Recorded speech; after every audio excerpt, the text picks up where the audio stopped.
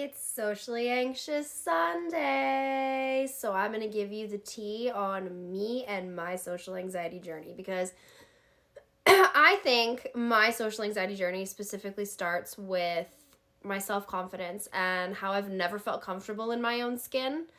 And that stems from years and years and years. That's not even just like a teenage thing. That's the very first time that I ever called myself fat was when I was 4 years old.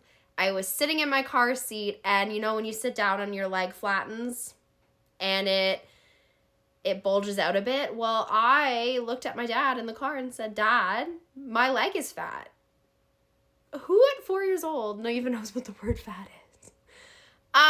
And from there, it has been an up and down roller coaster. I remember my mom lost a ton of weight when I was in grade 6. She didn't fit into my pants because they were too big for her.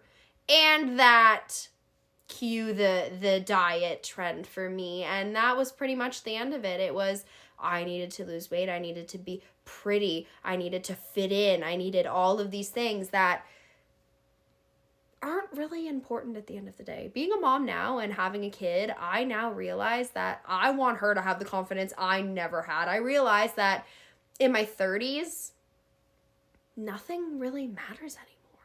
It doesn't matter. Those people you see in high school, I don't see any of those people anymore. And if you're watching and you knew me in high school, I'm a whole different person now. Gotta love it.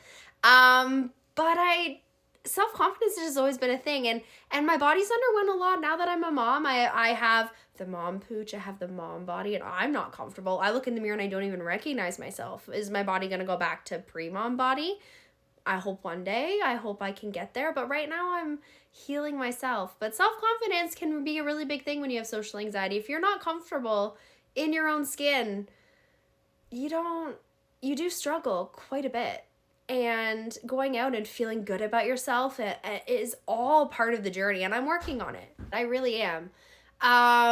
Through therapy, I have medication. I am starting my self-wellness journey and my self-care journey, and I'm learning to love the body that I am now. It might not be the body that I want to keep. It might not be the body I have forever, but it does a good job, and I'm really, really hoping that I can just continue to build my self-confidence. And if you're out there and you also struggle with your self-confidence too, you are not alone.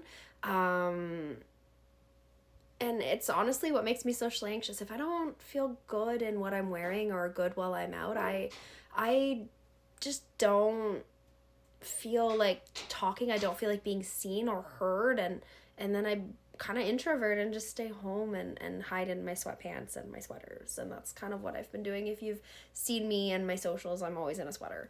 And that will change. I eventually will feel more comfortable, but right now, comfort zones are kind of my thing. What about you? Do you struggle with your self-confidence at all?